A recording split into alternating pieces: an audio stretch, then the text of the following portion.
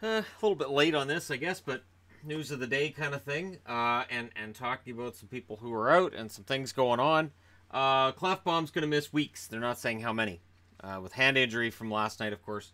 So the Oilers hold on and win, minus defenseman, which the Kings weren't able to do. But, the Oilers were able to do it, and hopefully Klefbom's not out too long. I think I jinxed him by saying he's having a really good season. I think it's my fault, in part. Anisimov's on the IR. Fortan has been sent down by the Chicago Blackhawks. So Sakura and Dahlstrom have been recalled, so maybe changing around who's where. And Dylan Sakura is a guy that I like. Wondering when Highmore's going to get called up. You might as well give him a shot, right? As long as he's healthy and all. But yeah, the Chicago Blackhawks right now it's an absolute disaster. I sent out on Twitter and Instagram a picture I took of my power rankings board, not the whole thing, but showing them right now as a joke. I have Chicago at 32nd and Seattle at 31st on the power rankings, which I had to explain to my stepson. Maybe the right mix will work. Maybe new blood in the lineup will help. Speaking of new blood, there's some returning for the Pittsburgh Penguins as Matt Murray's been reactivated and Tristan Jarry has been sent back down to the American Hockey League. So with Murray being back, the question then becomes, do you leave DeSmith as the starter or do you give Murray a chance to win his job back? Considering the way things are going and that they've been on a decent little run here, do you just tell Murray, we're glad you're back, but you're the backup right now? Doughty is day-to-day with an upper body injury. Same for Dion Phaneuf. And this is a team that had already lost Martinez. So that's 3 blue liners out of their top 6. And speaking as a Bruins fan, that really does affect everything. Now, I will say this. Phaneuf was having a miserable season before the injury. Doughty was having a decent season. Martinez, I thought, was probably the best of the 3 that they're missing in terms of play this year. But Doughty's played a ton. And that 26-plus minutes per game, that's going to have to get distributed amongst defensemen that aren't used to playing that kind of time in National Hockey League games. So if Doughty's out for a while, and again, we're not getting any news on that one way or the other right now, but if he's out for a while, that could really cause the Kings to tear everything apart. And for me to completely reconsider any Drew Doughty video I was going to do. I know I haven't done it yet, but now I'm going to have to wait and see how long he's going to be out before I do it. Shattenkirk's out 2 to 4 weeks with a shoulder separation. Anytime I hear about separated shoulders, all I think of is intense pain. That would be some pretty intense pain. And so hopefully Shattenkirk's all right. And hopefully it's 2, not 4. I know he hasn't had a fantastic season for the Rangers either, but still, you don't want to be short a veteran like that.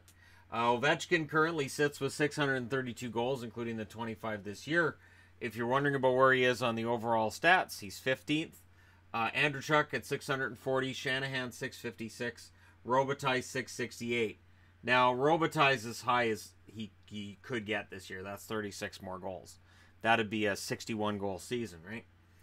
Next up for him next season will be Solani at 684, Lemieux at 690, which takes him to the top 10, Yzerman 694, and Messier at 690. I believe that's supposed to be 698. Anyways, Messier's 8th. And I think that we'll be talking about Ovechkin being 8th overall and scoring early next season, barring injury. And again, he's just flying up the goals leaders. But I digress on the whole Gretzky thing for right now. But it is interesting to see how these guys are all Hall of Famers, and he's just blowing past them. So these are the totals they had at the end when they were done, and they're all shaking hands and getting plaques and jerseys retired and all this, and he's still flying and leading the league in goals. It's insane. Keith and Seabrook last night played their 1,000th game on the roster together. That's a record. No 2 defensemen have ever done it. And it's interesting because Seabrook's a guy they were trying to get rid of at points last year, and nobody would take his contract. So Keith and Seabrook are together in part because Chicago wasn't able to make a trade to get rid of Seabrook. This year, they're both putting up half-decent numbers. They're not the players they were at their peak, but they're still not hurting the team at all. Not really, I don't think so. Seabrook last year, I thought, had a really rough season compared to this year, but Chicago, just in general, right now, it's a yard sale. So, you know, it's a disaster overall. But I don't put a lot of this on Keith or Seabrook. Okay. Toronto news of the day. They're looking for a right-hand defenseman. This is along the same lines as Sam Gagner's on the block. This has kind of been a known thing for a while. That's why Chris Tanev's name constantly gets mentioned with the Maple Leafs and has for years on every Canucks message board known to man. And they're also apparently looking for a power forward, but right-handed defenseman is their main focus. Power forward, what line's he going to play on is my issue with that. Where do you play him?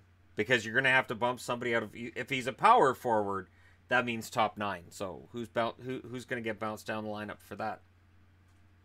And let's just say, and here's a guy that we know is potentially available, like a Wayne Simmons in Philly, right? Who's UFA at the end of this year. What do you give up to get him?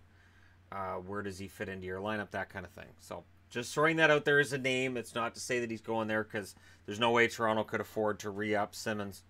And but they do have a trading history with Philly, so that's there. Anyways, let me know what you guys think in the comment section below as always. Don't forget to hit like and subscribe if you're browsing your way through. You just happened upon this video, and thank you guys so much for watching. I'll talk to you again soon.